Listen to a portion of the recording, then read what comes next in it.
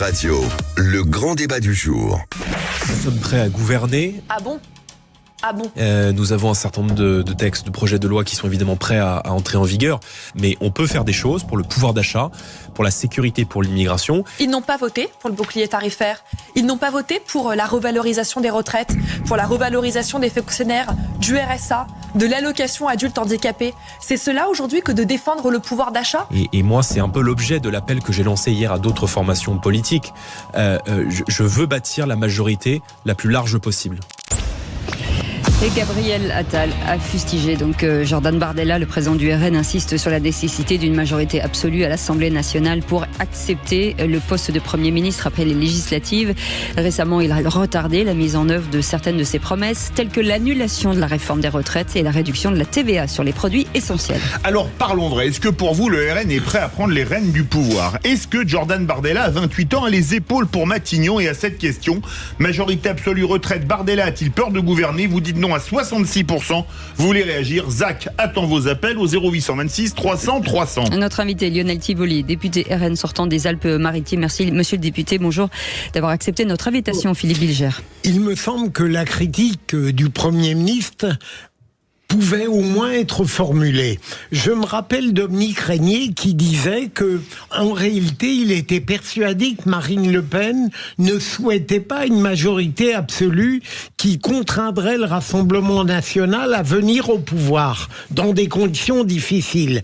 On constate tout de même que Jordan Bardella impose des conditions, ce qui me paraît déjà discutable pour quelqu'un avec Marine Le Pen qui prétend respecter la Constitution à la lettre, et en effet, il ne veut pas une majorité relative, et il est en train, en invoquant une hiérarchisation dans les périodes, d'alléger singulièrement son programme. Donc j'en conclus qu'il y a peut-être de sa part, et après tout, qui ne le comprendrait pas, une sorte d'angoisse à l'idée d'être en charge d'un destin de la France qui, aujourd'hui, va très mal. Françoise Devoix. Oui, on va pas faire de la psychopolitique, mais ça ressemble quand même à ce qu'a dit Gabriel Attal. De toute façon, dès le soir de la dissolution, il y avait quelque chose de vertigineux pour Jordan Bardella. Moi, j'entends qu'il mette ses conditions. La réalité, si vous voulez, c'est que, encore une fois, il faut regarder comment l'opinion. Est-ce que l'opinion veut faire de Jordan Bardella l'outil de changement ? S'il veut faire de Jordan Bardella l'outil de changement, on sera sur un phénomène de l'âme, que rien ne peut arrêter, mais ce n'est pas ce que montrent les sondages. La réalité, c'est que, qu'est-ce que vous envoyez comme message ? Quand vous reculez sur le voile islamique, quand vous reculez sur des choses très fortes, sur l'abrogation de la réforme des retraites, et qu'en plus de ça, Éric Ciotti dit le contraire 3 heures après.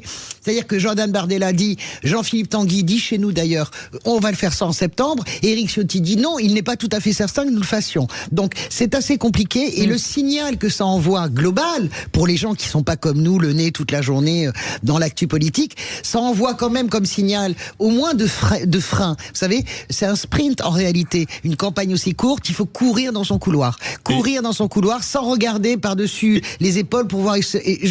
Mon sentiment, c'est qu'il marque un temps d'arrêt. Elisabeth Lévy. D'abord, quel être censé n'aurait pas peur aujourd'hui d'accéder au poste de Premier ministre de la France avec l'état du pays? Non mais vraiment, il faudrait être complètement stupide pour pas avoir peur, et j'espère qu'ils ont tous peur, parce que sinon ça prouve qu'ils sont vraiment inconscients. Et moi je ne crois pas, peut-être on aura l'occasion d'y revenir, à ce truc où ces gens ne voudraient que des places. Si vous n'avez pas la place, vous pouvez pas agir de toute façon. Donc évidemment qu'il faut commencer par avoir la place. Après, peut-être pas à n'importe quel prix, mais donc ça c'est la première chose. La deuxième chose, c'est que moi je comprends parfaitement. Il voit bien que pour Emmanuel Macron, il y a peut-être un des scénarios possibles pour Macron, c'est de les user au pouvoir en cohabitation alors qu'on a une dette abyssale, les agences de notation, les ceci, les cela, les JO, tout ce que vous voulez, et de leur faire perdre la présidentielle. Donc moi je comprends très bien que pour eux, si vous voulez, le meilleur scénario c'était d'aller jusqu'à 2027 donc ça ne me choque pas maintenant. C'est tout à fait normal qu'un parti qui a un programme, si vous voulez, et franchement, j'ose espérer que si J'agite mes gousses d'ail. Le Front populaire accéder au pouvoir, j'ose quand même espérer qu'ils n'appliqueraient pas leur programme totalement délirant. Parce que la première chose qui se passera, c'est que je fermerai la boutique de Causeur en 3 jours. D'accord, mais là on parle pas du Front populaire, on parle nous sommes en compagnie de... Non mais c'est la même chose pour le Rassemblement national, ça ne choque pas que les gens, si vous voulez, amaudissent un programme. Non mais là c'est beaucoup. On a notre invité. On va laisser parler. Avec nous Lionel Tivoli, député RN sortant des Alpes-Maritimes. Lionel Tivoli, vous avez entendu les vraies voix. Est-ce que quelque part, Matignon, comme le disait Elisabeth Lévy, c'est vraiment pas le cadeau empoisonné? Écoutez, non, parce que si nous arrivons au pouvoir et que nous avons une majorité, Jordan Bardella ne sera ni le collaborateur d'Emmanuel Macron, ni son petit frère, comme l'a dit Emmanuel Macron pour Gabriel Attal. Il sera le Premier ministre de la France. Et pour être le Premier ministre de la France, il faut une majorité. Parce que, comme je vous le disais tout à l'heure, qu'est-ce qui va se passer? Si nous avons une majorité relative, c'est qui? C'est l'extrême gauche? C'est les LR Macron compatibles? C'est le centre mou de François Bayrou qui va finalement faire basculer les votes et qui ne votera jamais en faveur des lois que nous proposons, parce que nous proposons des lois contrairement inverses à ce qu'ils font depuis des années. Et comme, excusez-moi, mais tout à l'heure, je vous entendais dire également que nous reculons sur des mesures. Nous ne reculons pas sur les mesures. Nous voulons les appliquer, mais il ne faudra pas échapper qu'entre 2022 et 2027, nous avons perdu 2 ans de mandat. Et en 3 ans, nous ne pouvons pas faire ce que nous aurions pu faire en 5 ans.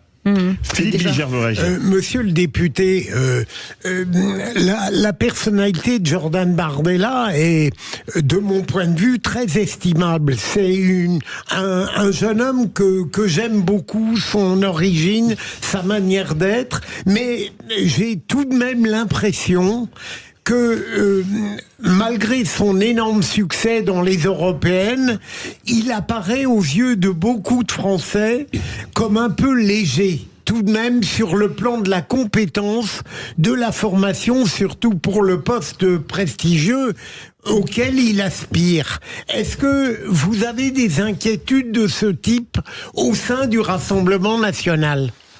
Nous n'avons aucune inquiétude de ce type. À écouter les énarques, à écouter les hauts fonctionnaires, les banquiers et tous les Mozart de la finance qui nous gouvernent depuis, ont mis le pays à la ruine. Emmanuel Macron, c'est 1000 milliards de dettes supplémentaires, soit 1/3 des dettes de la France. Donc si vous voulez, nous n'avons pas de leçons à recevoir de ces personnes qui jugent Jordan Bardella trop jeune. Il a été eurodéputé pendant 5 ans. Il a à nouveau été élu avec brio. Il a mené une campagne avec brio. Et par conséquent, Jordan Bardella a largement les épaules pour gouverner, mais Jordan Bardella, quand il gouvernera, ne sera pas seul. Il sera accompagné d'un gouvernement, un gouvernement qui aura changé et qui aura les épaules pour cela. Oui. Moi, je parle pas d'épaule ou pas, parce que je pense que c'est des arguments qui fonctionnent pas. La réalité, je le redis, c'est est-ce que le RN incarne le changement? Je regarde, encore une fois, je ne suis pas Madame Irma, je connais un peu les dynamiques politiques, mais je regarde ce qui se passe sur la personne de Jordan Bardella. Il y avait 52% de Français qui estimaient il y a une semaine qu'il pouvait être Premier ministre. Nous sommes à 43%. Et je sais très bien que vous faites de la politique, vous êtes en campagne, monsieur le député, mais la réalité, c'est que ce chiffre-là ne peut pas avoir échappé à l'état-major du Rassemblement national. Et la demande, deuxième point, pour avoir couvert beaucoup de campagnes, malgré ça, c'est la vertu de l'âge, et en avoir organisé quelques-unes, vous savez très bien que demander une majorité, ou alors vous ne le savez pas et c'est grave, demander une majorité aux électeurs avant le second tour, ça n'a aucun sens. Et ça envoie exactement le signal, qui entraîne ce type de débat. Allez, Voilà. rapidement.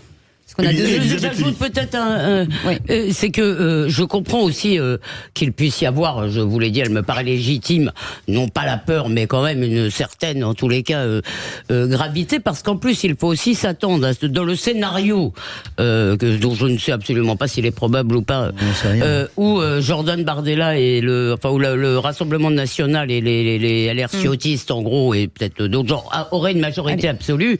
Il y a déjà des myriades de contre-pouvoir, de médias, qui vont passer en mode Radio Londres, si vous voulez, de médias, d'associations, de partis, des manifs. Et il y aura certainement aussi, j'ai vu ce papier où Le Monde encourage quasiment les hauts fonctionnaires à la désobéissance. Hein, c'est quand même assez sidérant. Je ne crois pas que ça se passera, mais comment? C'était Libé. Non, il y a eu les deux, alors. Voilà. Il y a eu Marianne Libé le cœur des vierges. Allez, voilà. Bon, voilà. Allez. Vous avez compris mon propos. Il y aura sans doute voilà. Il faut qu'on aille au standard. Allez, 0826 300 300. Deux auditeurs, Thierry et Gérald, sont avec nous. Thierry, déjà, vous vouliez réagir. Bonsoir, Thierry. Oui, bonsoir à toute l'équipe. Merci beaucoup de me prendre à l'antenne. Je suis vraiment ravi d'être là. Alors, effectivement, enfin l'union des droites. Enfin l'union des droites avec Jordan Bardella, Marion Maréchal, Éric Ciotti. Voilà, il faut les réunir tous les trois. D'accord, moi j'ai été candidat sur la 6e circonscription de la Haute-Garonne en 2022 et j'ai mis moi mon slogan l'union des droites. Donc personne ne voulait la faire et enfin il y a une union des droites. Donc tout le monde va se rassembler pour l'union de ces droites. C'est pas le cas pour le moment. C'est pas tout le monde. Ça marche pas pour le moment, ça matche pas. Moi j'étais Reconquête. Hein. Je me suis pas présenté en tant que Reconquête parce que il y a eu une folie avec Éric Zemmour. Hein. Je vais pas le raconter ici. Mais je vous garantis que 60 à 70% des personnes de chez Reconquête vont voter l'union des droites enfin. Allez. Et nous allons gagner. Eh bien, Thierry, vous ne bougez pas. Gérald est avec nous. De Gérald. Montpellier. Oui, bonjour à tous. Gérald, une petite réaction avec ce que vous avez entendu? Eh ben, écoutez, je souscris à peu près à tout ce qui a été dit et c'est exactement en fait ce qui est en train de se passer. Moi, je pense que Bardella évidemment veut le pouvoir et il a raison de le vouloir avec la majorité parce que ça serait tout à fait indécent d'avoir une majorité relative. Il ne pourrait pas tout à fait gouverner. Ensuite, concernant moi, Marine Le Pen, je pense qu'elle, à défaut, ne le souhaitait pas le pouvoir. Après, Bardella, lui, ne sera pas tout seul. Il sera avec son gouvernement. Il y aura de belles têtes. J'espère que, par exemple, Charles Pratt, j'espère aussi que Pierre Gentillet feront partie de ce gouvernement si jamais il est élu. Mais j'ai toute confiance. Il a raison de revenir parfois en arrière sur des sujets, de prendre un peu de recul sur certains points. Effectivement, il n'aura que 3 ans. Ce que j'espère, c'est qu'il saura bien mener la barque et ne pas tomber dans le piège que Macron voudrait lui laisser. Oui, monsieur le député. Oui. Lionel Tivoli, pour réagir à Gérald de Montpellier, à Thierry de Fonsorbe, c'est à côté de Toulouse. Je pense que c'est du velours en fait. Non, parce qu'il y a quand même un changement, c'est que à l'époque, Marine Le Pen voulait pas d'union des droites, elle disait ni droite ni gauche. Et maintenant, elle la veut toujours pas. Mais elle la veut toujours pas, oui. C'est Lionel Tivoli. Oui, en fait, nous parlons d'un gouvernement d'union nationale. François, c'est pour ça que et effectivement, le gouvernement d'union nationale se fait via l'union des droites dans certains départements, mais des profits venus de la gauche souveraine, de la droite, seront amenés probablement à avoir des responsabilités. Nous, ce que nous voulons, c'est appliquer notre programme, remettre de l'ordre dans la rue, remettre de l'ordre dans nos espaces publics. Écoutez, ces personnes, je vous dis, qui nous ont donné des leçons pendant X années, ont échoué. Et face à la menace de l'extrême gauche et de voir un Jean-Luc Mélenchon nommé Premier ministre... Mais ça n'arrivera jamais. Mais monsieur le député, puisque je suis... je vais vous dire un truc gentil. Je vais vous dire gentiment. Moi, je suis ultra minoritaire dans depuis un quart d'heure. Je n'entends que les louanges du Rassemblement National, etc. Donc, vous me permettrez que je donne mon point de vue. C'est pas vrai, François. Je voudrais juste... Si, bien sûr que c'est vrai. Je voudrais juste... Je parle des auditeurs, là. Je parle pas de vous. Donc, je vous dis, mais arrêtez avec la voix du peuple. Il y a 30% du peuple qui n'est pas d'accord avec vous. Mais bon, la voix du peuple, elle est multiple. Arrêtez de penser que d'un seul coup, la France est à 52%. Je vous dis juste un truc sur l'union des droites. Moi, faites-la ou ne la faites pas. Je ne vois pas, et c'est ce que le bémol qu'avait l'air de mettre Cécile, et je le mets aussi, je ne vois pas du tout l'union des droites sur le terrain. Ça n'est pas vrai, ça a complètement capoté. En tout cas, dans les faits, dans la dynamique politique, il n'y a pas d'union des droites. Est-ce que vous êtes d'accord avec ça au moins, monsieur le député ? Non, je ne suis pas d'accord avec vous, madame. L'union des droites, quand Marion Maréchal soutient les candidats de l'union des droites, quand nous avons Éric Ciotti qui soutient nos candidats et qui c'est qu'est-ce que vous avez... Oui, mais monsieur le député, tous les LR ne soutiennent pas Éric Ciotti. Je peux répondre d'une phrase, s'il vous plaît. Valérie Pécresse et de... Pardon. Les LR Valérie Pécresse et LR de Xavier Bertrand. Monsieur le député, pardon, en fait, il faut être clair, comme tout le monde a raison dans cette affaire. Bien entendu, cette union des droites est beaucoup moins large que l'auraient souhaité certains, que le souhaitent les auditeurs qui sont intervenus. Mais, je veux dire, au moment où Éric Ciotti a décidé, à la hussarde, pas la hussarde, avec des méthodes on s'en fiche, a décidé, si vous voulez, de ne plus se laisser intimider par cette fameuse affaire de cordon sanitaire, il y a quand même quelque chose qui ne s'était pas produit avant, qui s'est passé. Ça veut dire qu'une vanne est ouverte et que cette union finira. En gros, il y aura une clarification. La moitié des LR vont rejoindre Macron, l'autre moitié va se rapprocher de Ciotti. Ou ils vont rester aussi, essayer de faire. Ils vont essayer de. Moi, je pense que les LR vont quand même essayer de survivre. En réalité, moi, c'est ce que je vois quand même dans les sondages. Je vois pas dans ce que je vois, mais encore une fois, je suis pas Madame Irma. Dans ce que je vois pas d'union de droite. Merci beaucoup d'avoir été avec nous, Lionel Tivoli, député RN sortant des Alpes-Maritimes.